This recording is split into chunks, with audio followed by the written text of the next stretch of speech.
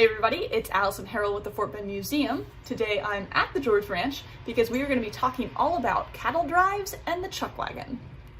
So the first thing we have to talk about is, what is a cattle drive? So cattle drives are a tradition of moving cows from point A to point B. Traditionally, you are moving cows from a place that has a lot of cows, like Texas, to a place that does not have a lot of cows in order to sell those cows at market and make the most profit. Now, the Spanish were a big fan of the cattle drive, and there's actually a cattle drive tradition in a lot of places in North America that have strong Spanish influence. So Texas, California, and Mexico all have that cattle drive tradition. Now, Texas didn't have a lot of cattle drives before about 1836, and that's because people were just moving there and just sort of moving the cows around.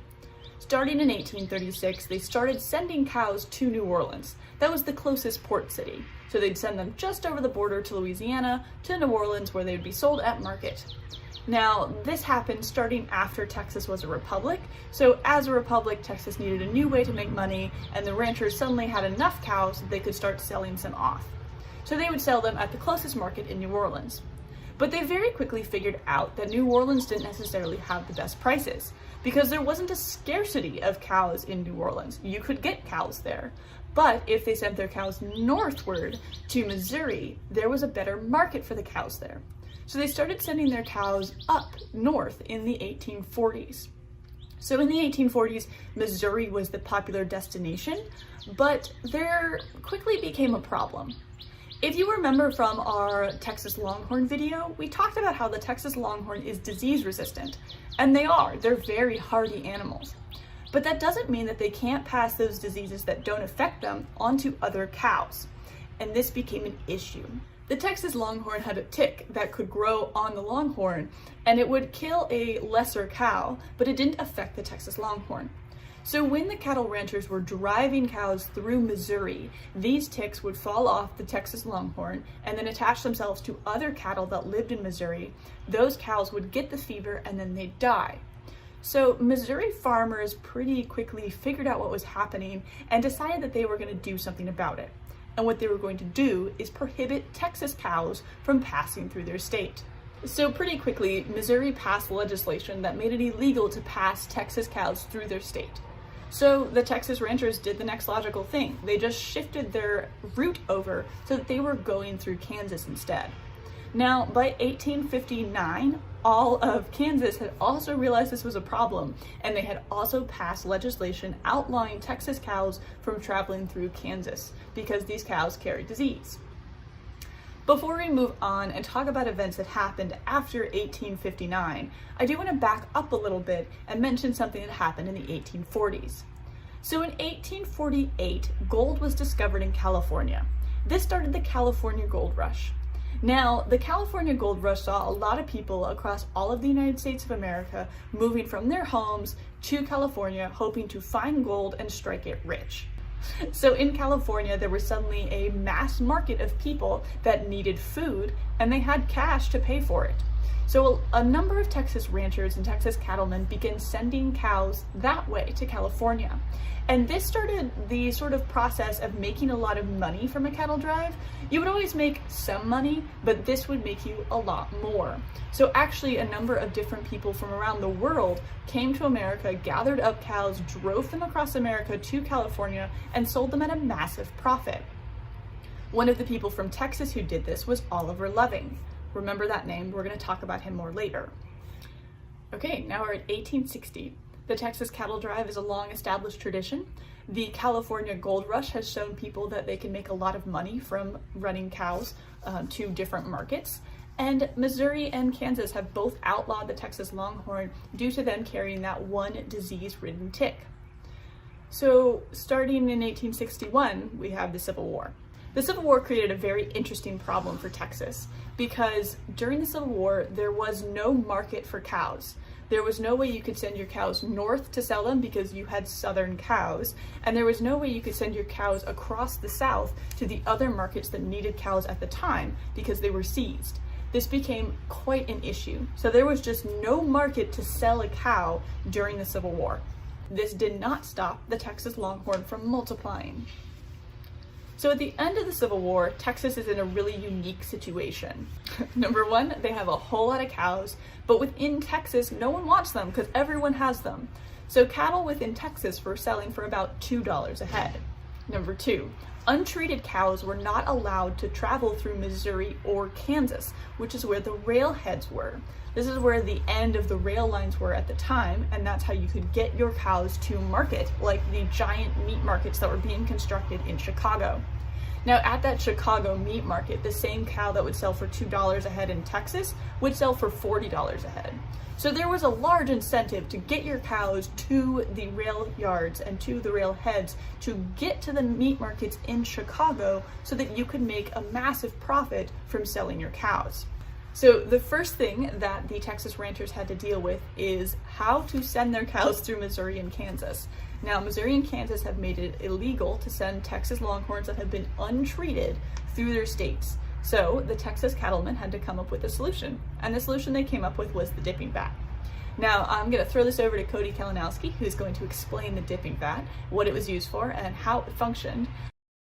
This vat here is used for pest treatment usually. The historic pest that was really the hot one at the time of the cattle complex here was the Texas brown fever tick. The tick was, like its name implies, carried a pretty bad fever called the Texas fever, pretty creative name. To kind of combat this tick, the vat was constructed with the purpose of sending these animals through, and inside the water mixed into the vat, you have a couple of different solutions that are known to be deadly to insects.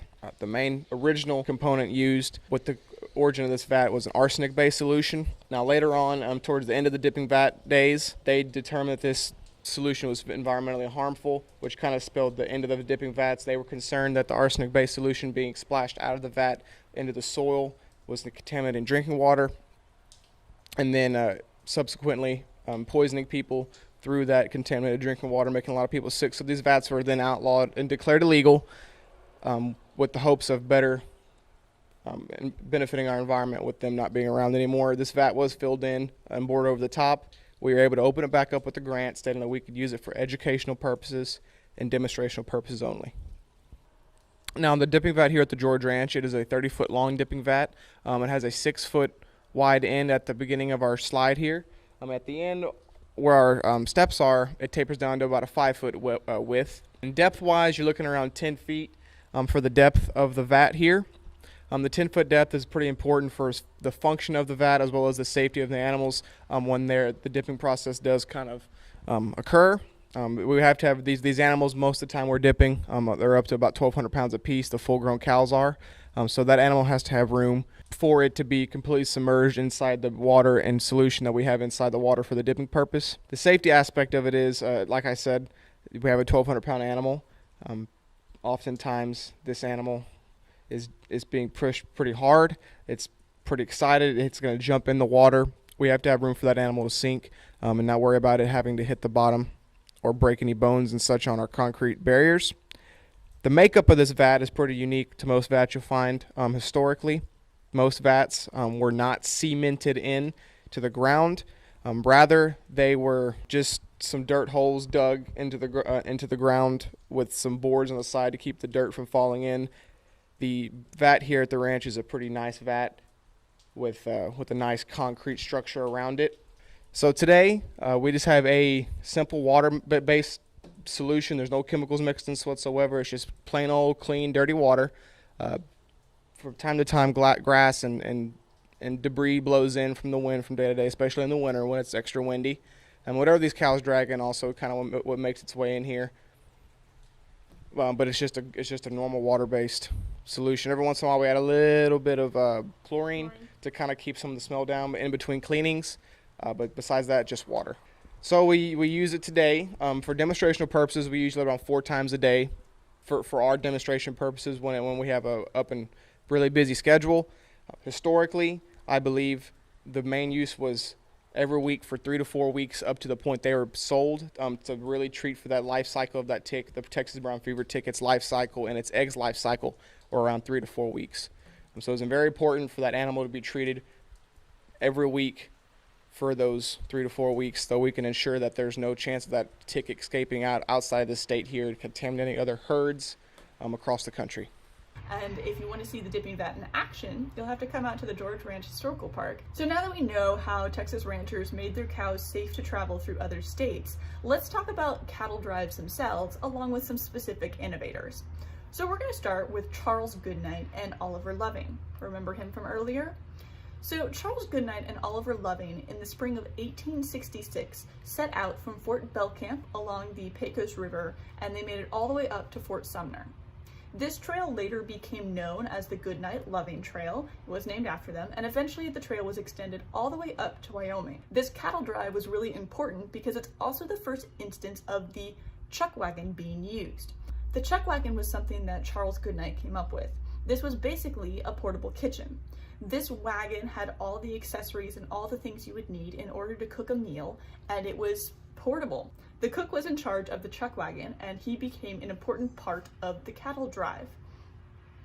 Here's a little quote from Cody about why the chuck wagon was so important to the Cowboys. Okay, so a chuck wagon, the way that Cowboys saw it at the time, and often do see it sometimes in some modern uses today of the chuck wagon, is essentially a cowboy's home away from home. These cowboys, they were on cattle drives, often months away from home at a time. To have any sort of comfort out in the range, you can only pack so much on your saddlebags. To have any type of comfort, these chuck wagons were used for a nice sit down at the end of the day after 10 hours, 12 hours of riding a day, covered in dust, just hearing the bellowing and hollering of cattle all day. He had a splitting headache.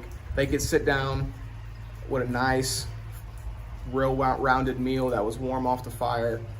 They could have a decent meal, sleep a little easier at night, and that way repeat that long, arduous process of work the next day on the next part of the cattle drive. The chuck wagon became an important part of the cattle drive from that point forward because it was run by the cook, and it was also the source of food and medical supplies for the cowboys. A typical cattle drive could have around 3,000 cows, but only 10 cowboys. You would have the chuck wagon with the chuck wagon cook, and then you might also have a horse wrangler who would be wrangling the different spare horses that the cowboys might need. So there's not a lot of staff involved with the cattle drive. You have really bare bones, and so every person has a very important part. Now, the Goodnight-Loving Trail was not the only trail that was used for cattle drives. There's also the Chisholm Trail. The Chisholm Trail was developed by a Native American and Jesse Chisholm, and it's named after Jesse, and it went from the Red River along the Texas border all the way up to Kansas City, Kansas, where the railroads were. Now, typically you wouldn't actually start driving your cows just from the Red River. That's just where this trail started. So a lot of people were gathering cows in the San Antonio and the Rio Grande area, and then driving their cows through the middle of Texas up to the Red River, and then they take the Chisholm Trail from there. So cattle drives were a really important way for ranchers to make a profit until the railroads came to Texas. So by the mid-1890s to 1910 really saw the death of the cattle drive. And that's because the railroad came to Texas. There was no need to drive your cows to other railroads anymore. You could just load your cows up from your ranch onto the railroad and send them straight to Chicago or any other market that you were interested in. Since there was no need to walk your cows this long distance to market, it also meant people could experiment with different breeds of cow. There was no need to only raise the hardy longhorn anymore. You could start experimenting with different cows that might be more valuable. This is around the time that fat in beef became really popular, and so people started growing the fattest cows they could. Hence, the Texas Livestock Show and Rodeo used to be the Texas Fat Stock Show and Rodeo, and the cows that were shown there had an unbelievable amount of weight on them. Ding! Just because the cattle drive no longer exists in its original economic form does not mean that people do not still do cattle drives. Most of the time these days they are a publicity stunt. In 1966, Charles Schreiner III, who started a longhorn herd as well, and the Texas Longhorn Breeders Association held a cattle drive to show off the longhorn and how great the breed was, and also to raise publicity for the Texas Longhorn Breeders Association. Now, this drive was a really unique one. It was very long, and he also managed to hire some people to simulate a Native American attack along the Red River. The Native Americans reacted to cattle drives in 3 different ways. Number 1, sometimes they were the buyer at the end of the trail. The Goodnight-Loving Trail actually went up to a number of different Native American posts, and so they were the ones buying the cows. Number 2, they were hostile to this sort of impediment on their land. So they were not always pleased about the number of cows being trampled across the land that they'd been pushed upon, so sometimes they would attack the cattle drives. Ultimately, injuries from such an attack are what killed Oliver Loving, but Charles Goodnight did continue to give the Loving family his portion of the proceeds from the cattle drives for a number of years after his death. Or the third option, which is the Native American tribes would just charge them a toll per cow.